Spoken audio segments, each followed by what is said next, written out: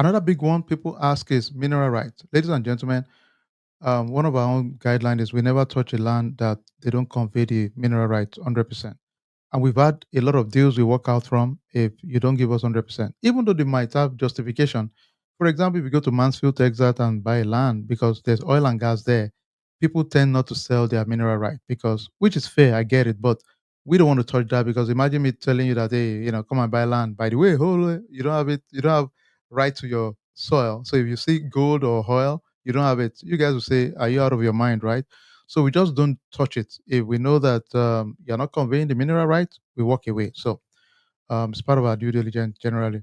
Um, yeah, we do, environmental site assessment. So we don't have problem with the soil. Most of our properties, all of them are pretty good, solid properties for sure. Then there are many things you can use your land for. Over time, you can, use it for government subsidy programs. That's a different monster entirely. For now, just know you own your land. Along the line, if you choose to, you can always use it for that. For startup, we just recommend stay with us. Let's just lease it for our farmers to farm in it. You take your money for at least 2, 3 years. Don't give yourself a headache on maintaining. Somebody might say, "Well, I'm a farmer. I like to rear cow." Okay, then that's fine. That's a different story. But for most of us, we don't have time for that, to be honest. So we'd rather let someone maintain it, keep the land occupied, and we are good. Let's see, maintenance, like we said, most of it is maintained by a farmer, so you're good. You can buy through your LLC or trust. Yes, we have banks that will take care of that for us. Just um, it's an easy one. They might require more down payments for LLC, I believe, but there are banks that would always do that for sure. So our banks do LLC or personal or trust. They will take care of that. Um, let's see. Investment potential. One of the other good things we do, maybe some of our partners there are builders also. We buy a lot of our properties with some builders as in our community, and with the understanding that over time, let's say 2, 3 years, Gainesville becomes something great, which we believe. If the builders approach us and the terms make sense, because we know each other in our community, we can always explore potential of they building on our land together, and we can work together with them at that point in time. Of course, all of this will go through legal, right? So it's not like, there's no sentiments, right? Goes through lawyer, legal, blah, blah, blah. So straightforward, no big deal. Let's see.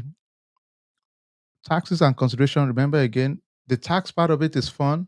You don't pay a lot at all, but make sure every year, and we have a system that will remind you anyway. We'll keep reminding our folks, hey, end of the year, go do your tax. Just check the city, the county's sites, and you can just pay your taxes online mostly. Most of our properties, the taxes are very low anyway, so it's not like you're thinking of paying 1,000. The maximum I've seen, even for 50-acre plus, might be something as simple as 140, 150, something like that. So it's really, really minimal in terms of tax. Land research, like we said, it's crazy research we do. Trust me. You know, in case some of you don't know, you know me as a tech guy. My first degree, I'm a land surveyor by training, so I'm proud of that part of it.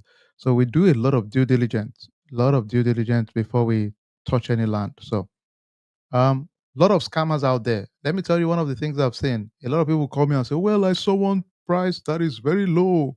When I hear that, Shem and I and Femi will just smile and chuckle because we know what you're saying already. You know, let me give an example. There are some properties in Denison, Texas, close to Sherman, 9 miles. Exciting, right? Even I, with my experience, so I saw this land. It looks so good. The numbers. I jumped on the call with Femi and Shem and say, "Hey, guys, this is amazing." Shem came back and said, "Hey, bro, not too fast. 70% of that land is on flood zone. Are you trying to buy a swimming pool?" You know, that was what he told me. That, hey, guy. So the point is that you got to do your due diligence. Be careful. A lot of things you see there are just a lot of BS, to be honest. Make sure it's not landlocked. Make sure you understand, and the title company will check if there are liens or taxes and all that. Avoid all this mess. We will take care of all that part of it. We know what to look out for. So just be careful about scammers. And I'll send this slide to the larger community so you guys can read it up if you want to. But these are some general for first time buyer. doesn't make a difference. We'll just guide you, we'll teach you all you need, so don't stress it at all. International buyer is a popular one also. You can buy from anywhere, to be honest, except maybe it's a country designated by the US as a couple of countries. You can check them out. I don't want to call names, but you know, some countries are there that you don't want to. I know for sure. I guess it's public information. China, they would restrict because I think there's a limit. They've bought enough, so they will not allow you to sell land to from China, I think, and maybe some other countries. But most countries, you can buy land everywhere as long as they do anti-money laundering check and all that stuff. And you work with the bank, transparent. It's okay. And we didn't used to touch this, but our title mentioned they will go through their due diligence, and if everything is clear, they don't have a problem with it. All right, so that's really the gist of it. Let's take one or two questions. I know we have oh, we are past the time. Okay, guys, we're past the time. Let's give us 2 more minutes. I'll be out of here. Okay, questions, folks. Questions.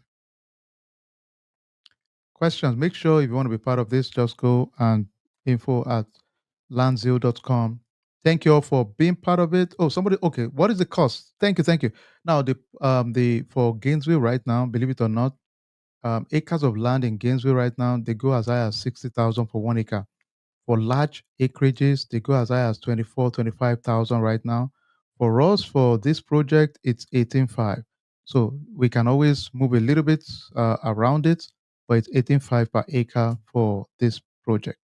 So, but check it, and maybe the last thing we do, we can check it together, so you guys can we can see this together and see what the market and the industry looks like in general. We can, then we'll be out of here.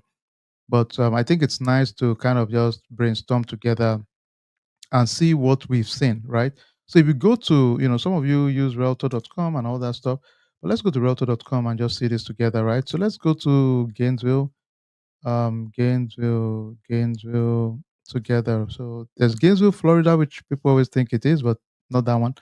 Let me see if you are seeing my screen. Okay, so let's look at this together. So if I come here, for example, hypothetically, we go to land and I go and look for, I need 1 acre of land, just an example. I could come here and check for, let's say, 1 acre to 5 acres, maybe, you know. If I do that, you would notice one thing because it's small acre, right? So you can see already, they're going for 1 acre, 84,000. When you see five, this guy want to flip his own. It's going as high as 24,000, right? For some of them. So 1 acre there, 89,000 because yeah, it's already going for 80 something thousand. So some places 40,000. So this is the current price. So let's say in our case, right, we're looking at 10 to 15 acres. So let's say we go to in our case, so let's say 10 acre plus, so you might see some interesting, back and forth, but you can tell already for 10 acres there, 39,000. So this is about 30,000. This is another city. This is not Gainesville. For 12 acres there is going for 20 something thousand already. So those are the numbers we are seeing for Gainesville already. 11 acres for 295. This is Ringgold. This is not Gainesville. So you can see it's already going for almost 30,000 per acre for that amount of acreage. Now, for us in our community, we are because we got this in bulk as a team, we are making it 18.5 for it. We can always work a little bit lower for some of us. Yeah, minimum is 12 acres. Yes, that's right, Yobo. Yes, Yobo. Thank you. Okay, average down payment. That's a good question. The average down payment is Brashem. Can you say one or two words? Is Brashem here? So, what Mostly has the been down payment, depending on most of the banks, I'll say it's between 20 to 35. Some banks might take 15, but if you're doing an entity, probably you should think of about probably 25 to 35. But if it's for, without like you're buying by yourself, probably you think of 20 to 25%. And then they would do between 15 to 25, but 20 is the average most of the years they would do. So, Brashem, what about somebody that says, okay, I want to use LLC, maybe partner with somebody, or somebody says, well, what do you say to that person? Yeah, the LLC, if they want to partner with somebody, they have to have the LLC formed. If they don't have the LLC, they might start buying on their own names before they close, then they will have it on under LLC. The Okay, main people try to do is they might buy them on their name, and then after closing, they want to change it to an LLC. From title perspective, that kind of voids your title insurance. So it could be good for you to do it in under LLC, but then we have good banks that can be able to guide you through. okay, And all right, and one thing to note there, if you're buying with someone, you cannot buy with someone that is not your relation that shares your last name. If you're buying with someone that shares that does not share your last name, you have to buy over 24 acres.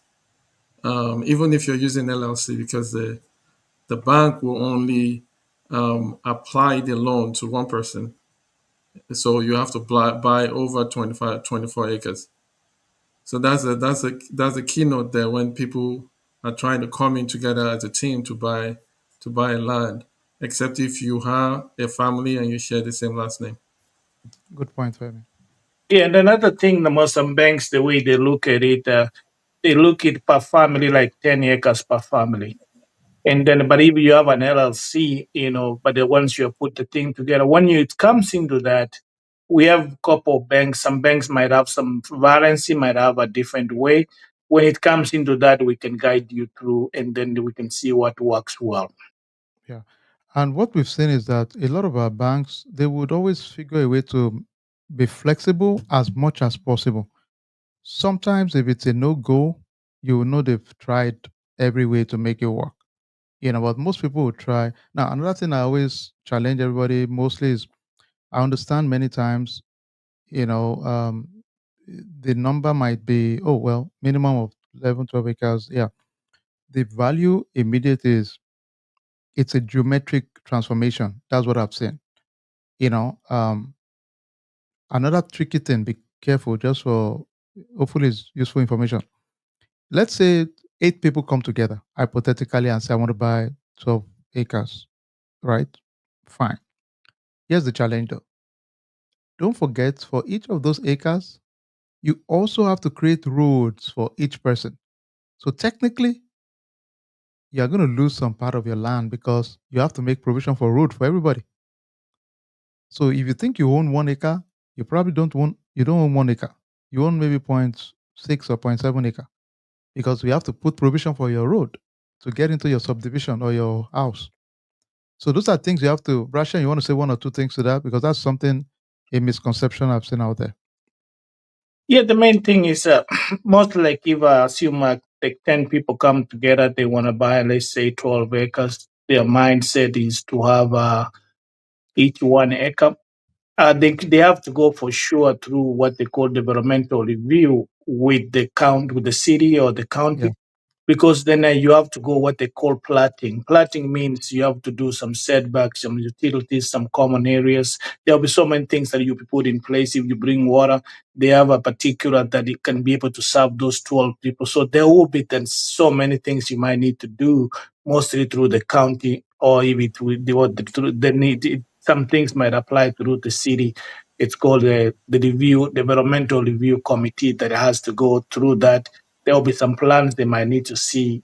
And in that absolutely. perspective, it's called a platting needs a lot because you have to provide utilities, you have to provide water, and you have to provide electricity loads and all those kind of stuff. All right. Uh, Thank you, and Brasha. Yeah, go and ahead, this Femi. this this process that Brashem just talked about might be at the time maybe you're starting to build or you're starting to subdivide the land. And one thing you know, when you subdivide the land, the value of the land goes up.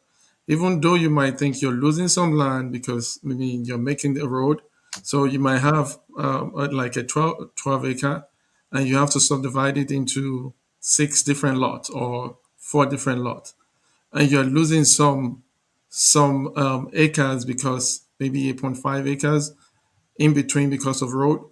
Wanting to know that then the value of that property goes significantly up because you've made a road in between. Yeah, So I mean, so that should not be a discouragement because even if you're going together, you think, oh yeah, losing some land, but the value of that land goes up because you made a road into that land. got it. Good point, Femi. All right. Sorry, guys. Thank you for hanging out. I know it's during work, and that's all we got.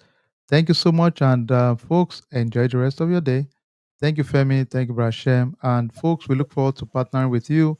Keep doing great things. We try to make sure at least maybe once or twice within every quarter we do community event like this. We bring leadership to just talk to us about projects we're working on. And I hope to see you all soon. Take care, everybody. God All bless. right, guys. Bye.